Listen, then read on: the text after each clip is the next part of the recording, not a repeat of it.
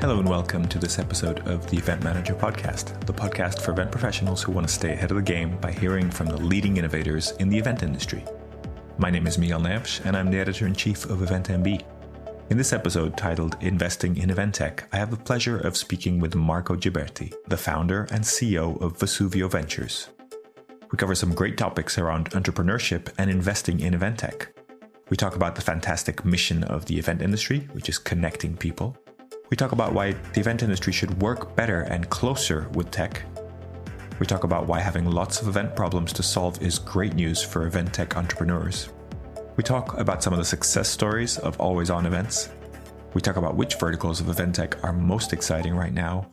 And we talk about why having digital offices and digital venues really is the future. I hope you enjoy listening to this conversation, and I invite you to check out other episodes of the Event Manager Podcast with tips and insights from today's most influential event professionals. You can find all the episodes on our website, or you can subscribe via your favorite podcast service.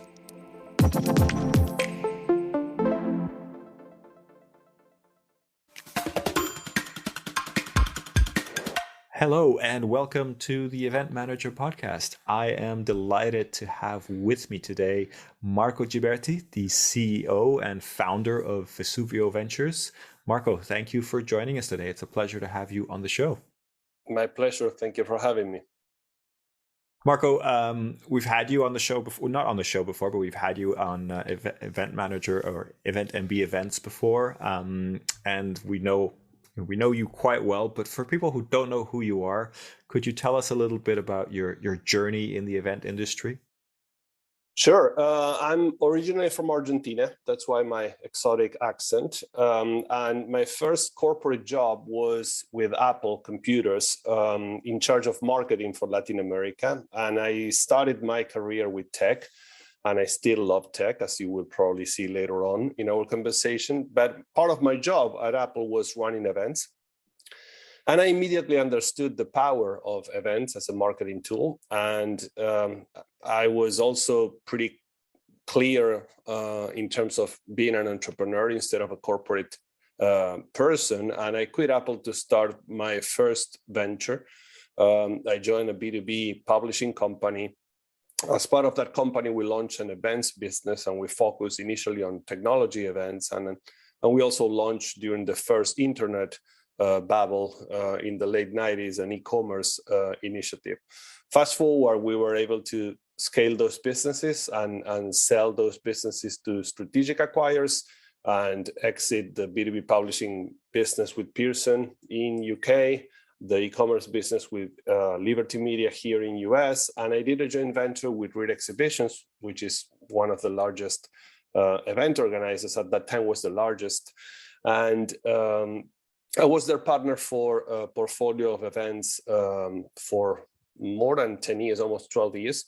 And we were able to build a very nice business. And at that time, I already started to feel, again, the corporate feeling. And I transitioned out, sold my remaining equity in the business, and started Vesuvio Ventures a little bit more than 10 years ago, on my early 40s. And my thesis was that I wanted to go back to my geeky roots and go back to tech, but invest time and money, resources on tech startups around areas that I should understand and hopefully help founders. And those areas are naturally related to my previous life as an operator. And I focus on 4 verticals, which are education technology, marketing technology, media technology, and live events tech. And I continue to invest as well in events because I love it, and I still have a lot of fun experimenting with events. But in Vesuvio, what I do is basically from early stage investments up to growth capital and growth strategy and supporting those startups, and sometimes helping on path to exit and M&A as well, which is stuff that I did also in my previous life as an operator. Fascinating. Would love to, if you don't mind, I don't expect you to name any names, but can you give me an example of how that works, the work that you do at Vesuvio Ventures? Like, how do you help companies? If you could talk us through a case study of sorts, if you will, I think that would be really useful for our listeners. Yes. Well, sometimes let's start with the startups. When I work with startups, if it's very, very early, I'm usually an early stage advisor, investor, sometimes even the first check, and hopefully help that long journey from the early days until the company has the chance to exit. I'm doing that for 10 years and I'm starting to see the results. It's a long journey. It usually takes, 7 to 10 plus years. And it's very, very rewarding, but also tough. And as a previous entrepreneur, hopefully I bring some perspective to founders and help them to take some shortcuts and avoid some mistakes that many of us did and still do on a regular basis. When it's a growth company, sometimes I co-invest with venture capital or with private equity, and I'm usually the industry guy, someone that in theory should understand the business a little bit better than the classic private equity or VC who is agnostic. And sometimes, as I said before, when I identify the buyer, could be private equity or strategic buyer, I help them to analyze and acquire the right business. Or on the seller side, when some of the companies that I know are ready for exit and they believe that they will have a better opportunity selling the company or doing a partnership than just raising money or growing organically, I help them to analyze opportunities and path to exit, which means those are classic examples on how I work with startups or also with big companies. And so it's not just the financial side, right? There's a lot of advising, and do you see yourself also as sort of a consultant to these companies and a coach in some ways?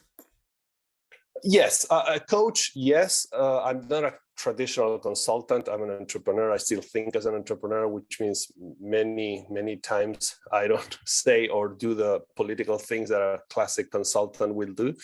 And as my wife keep joking with me, sometimes I'm brutally honest, and that's, for me as an entrepreneur, is good, but for some people could be tough. But I coach the founders or the C team, yes, absolutely, and I help them from an operational. I still think as an operator, which means hopefully I can share some ideas or lessons learned on the way to capitalize growth opportunities. And the way that I engage with these companies, it could be as a traditional investor or as an advisor, and depending the size or the deal structure, I try to be as creative and flexible as possible, because sometimes, as you know, early stage or small companies, they are not able to afford a traditional advisory deal, and of course equity is their currency. And sometimes when it's a big private equity or strategic,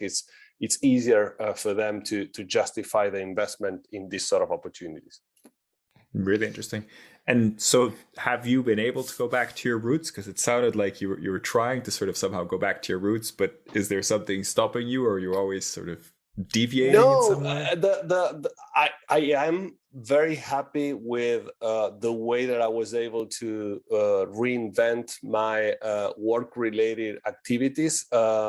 I promised myself that I will not go back to a CEO role or full P&L role because I did it 3 times. I know how it feels, and I know the trade-off on a personal basis and on a family basis, which means I was able to keep that promise to me and to my wife and kids. I was an entrepreneur since I was very, very young, and for your entrepreneurs in your audience, they probably know what that means in terms of the hard and long hours and days and years and the ups and downs, which means I'm very happy on the model that I was able to create, because I still work with entrepreneurs on a daily basis and I have a lot of fun, but also I think that I can translate the entrepreneurial world to the corporate world, because honestly, I was able to spend, as I said before, many years with a public company like Reed and understand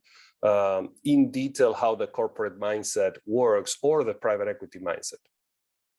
It sounds like you still enjoy the event industry very much. Yeah, it's funny because when I sold to Reed, as I said, more than 10 years ago, I thought, okay, events is done. I'm not coming back to events. And 10, 12 years later, I'm still around in same capacity. I think at events, it's quite addictive.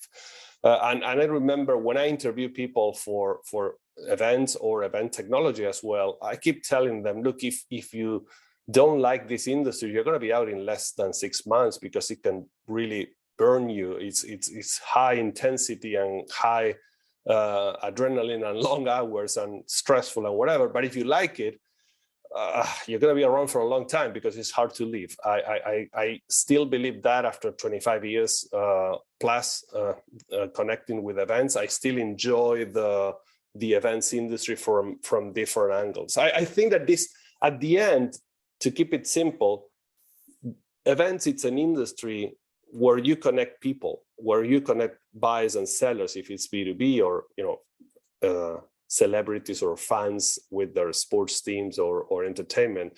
But B2B, my main pleasure with events is you're helping people to connect with each other and companies to connect with each other and do businesses and generate jobs. It's a fantastic mission in many ways, and I still enjoy when an exhibitor tells me stories about how this particular event that I was producing changed their company life and future and whatever. It's a fantastic feeling when I can have those conversations with both buyers and sellers as part of the event experience.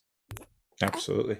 And so talk to me a little bit about how you've seen the industry change since you've started being involved. Obviously, technology has changed a lot, but maybe the face-to-face side hasn't changed so much. How have you seen this development from your perspective? Mixed feelings. I started, as I said, more than 25 years ago, and it was easier because I remember I was one of the Comdex partners in Latin America, and Comdex used to be the largest technology show in the world during those days. And I remember launching a show and have a sold out situation after a couple of days. And life was beautiful, fat margins, high growth, pretty simple business. You basically sell space, very expensive. You send some brochures out and people show up, and most of the time people are having a pretty good ROI on their experience. Today is different. It's way more competitive in many ways. But on the other side, my frustration was and still is that this industry should do a better job engaging with technology and increasing return of investment for all stakeholders. I was frustrated 10 or 20 years ago as an event organizer. I'm still frustrated today as an event technology investor, advisor, or also as an event organizer because I still participate on events, which means I think that it's an industry that takes a long time to engage change. And because the business was so successful, change was not urgent. And it took a long time. Now it's a very exciting time because, of course, COVID accelerated decades of innovation into a couple of years. And we're starting to see some signals that, well, finally, our industry is going to be changing fast. Nobody knows how fast and how dramatic or in which specific models, but I was convinced that this industry needed to change 10 years ago. I'm still convinced today, and I'm in some ways grateful that this tragedy, which is COVID, in many ways accelerated some changes that in the long term should be very, very positive for our industry.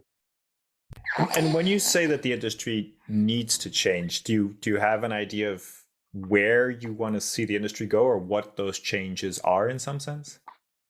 Yes, I believe that as an industry, we need to do a way better job showcasing return of investment to every single stakeholder.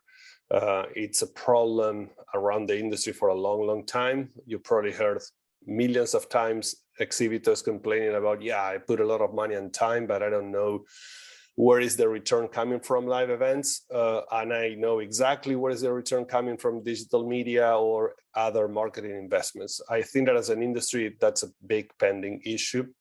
I think that We need to make the whole user experience, regardless if it's an exhibitor, speaker, or visitor, easier and more fun and rewarding. I believe that we need to engage technology as a tool to make our events, as I said before, more productive, but also to extend the event cycle. I think that events for 2 or 3 days is no longer enough, and events should be broader and engage technology and engage community, buyer-seller community, on a way that is more productive. And of course, I'm biased because I'm a technology investor, but I think that technology is a massive part of the solution for many of those problems. And not because I honestly believe that as an investor or advisor on the field, because I saw that happening in many other industries, like media. You're a media guy. You saw what happened on the media industry during the last 10 or 20 years, or finance, or education, or medicine, or many other industries that were disrupted by media, by technology, sorry. And I think that now is probably time for events to experience something similar during the next 5-10 years.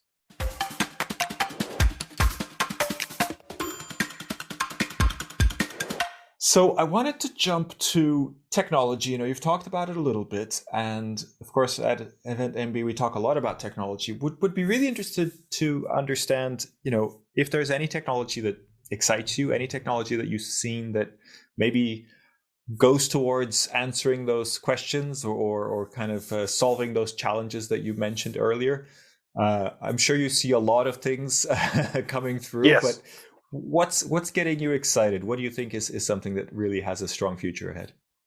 I will start saying that the thing that gets me excited is the fact that there are dozens or probably more than 100 problems around live events that could and should be fixed by technology, which means it's not a straight answer. There are so many problems that are technology friendly, and that's super exciting, and it's going to generate dozens of successful startups with bright entrepreneurs fixing those problems and using technologies for that.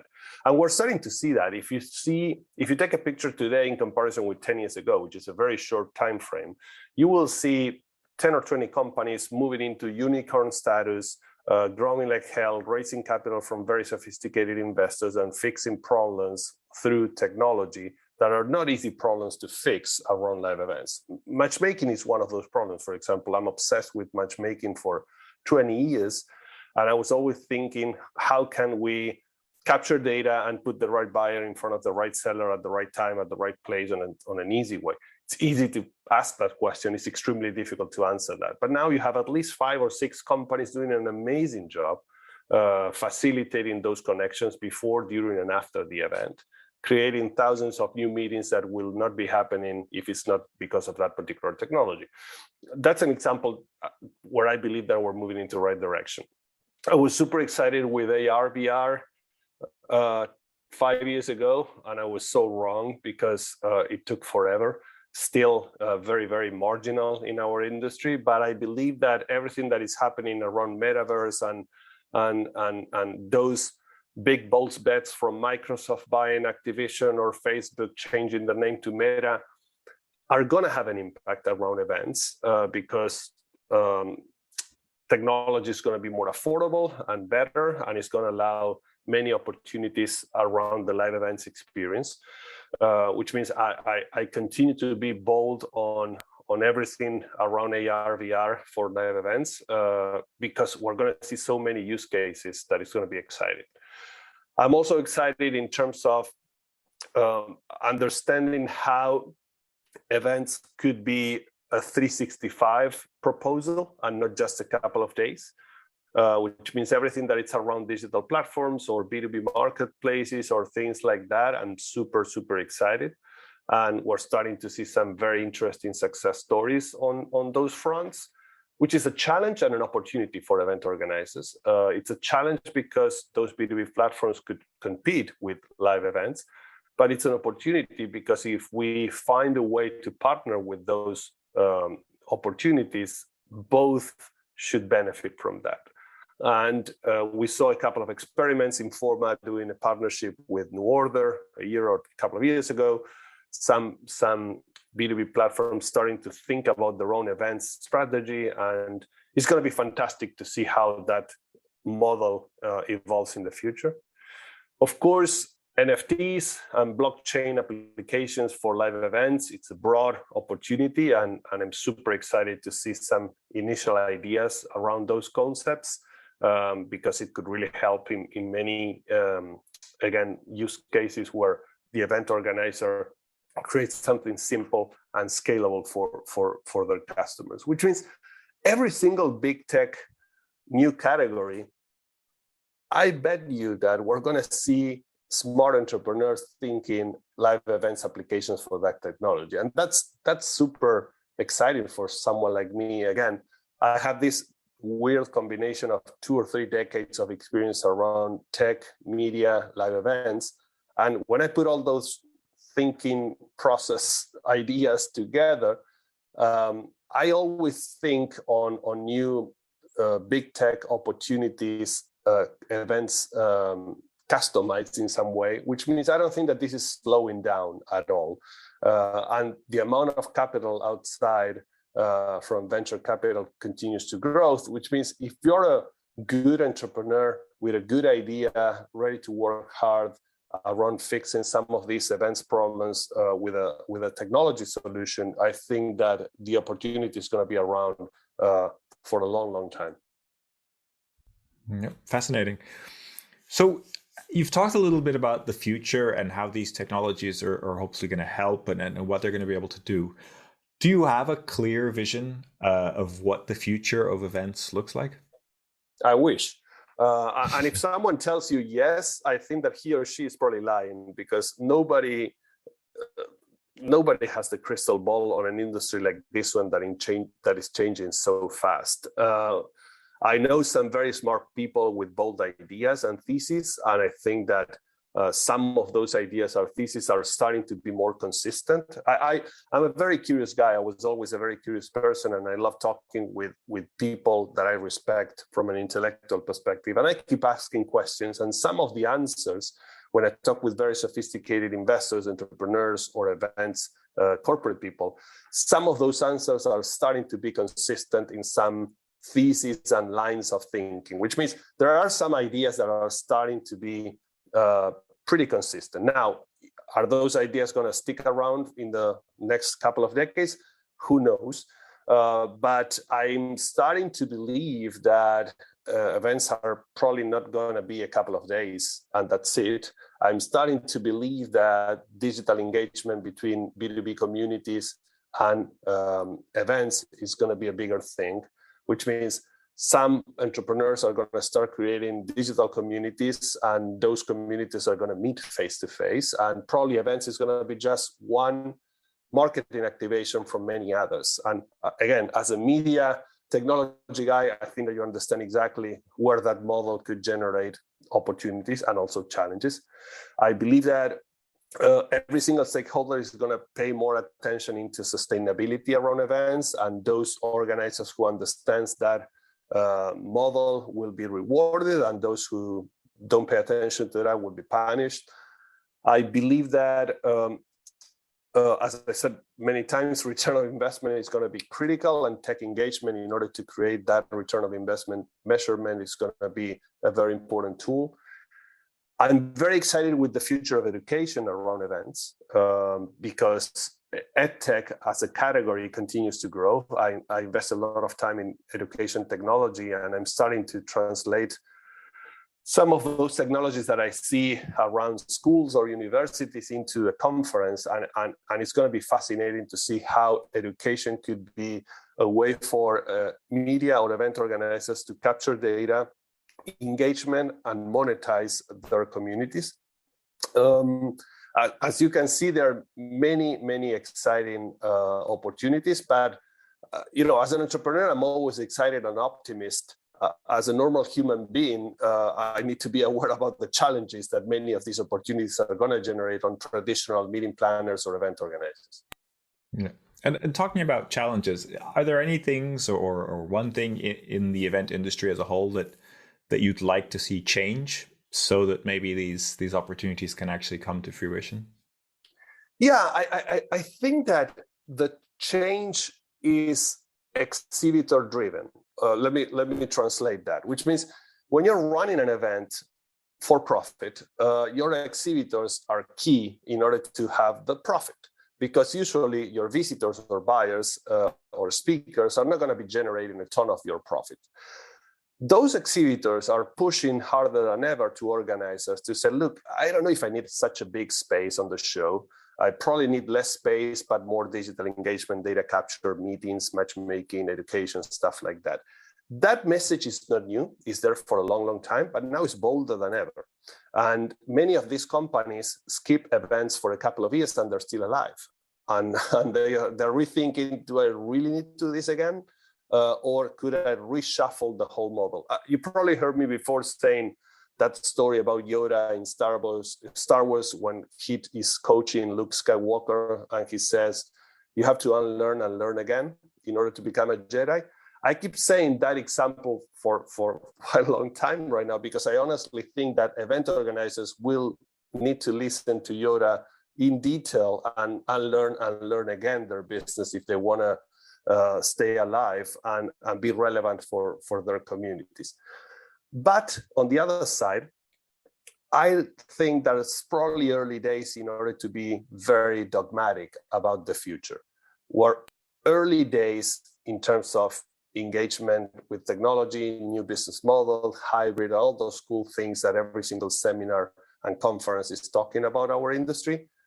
Still very, very early days. There is a very good example that I heard the other day on a podcast, actually, talking about, I think it was Mark Benioff talking about his own thesis for Salesforce, thinking that in the future, they're going to have a physical office, but they're going to have a digital office.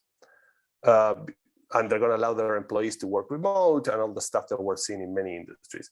And as an event recovering organizer, I started to think immediately that events will need to do the same, which means events will need a physical venue in the future, but also a digital venue for their events and their communities. And probably the physical venue is going to be activated in 2 or 3 days, but the digital venue is going to be activated way longer than that from different sort of education, networking, meetings, activations. If big companies like Salesforce or Microsoft are thinking on that way, I tend to believe that something is going to happen because they're pretty smart guys and they smell the future pretty well. I think that as event guys or media guys, we should pay attention to those trends and keep thinking, how could we customize those sort of solutions for our customers? Fascinating. Nope, that sounds like a very interesting way of bringing in everything together. So I thank you for that.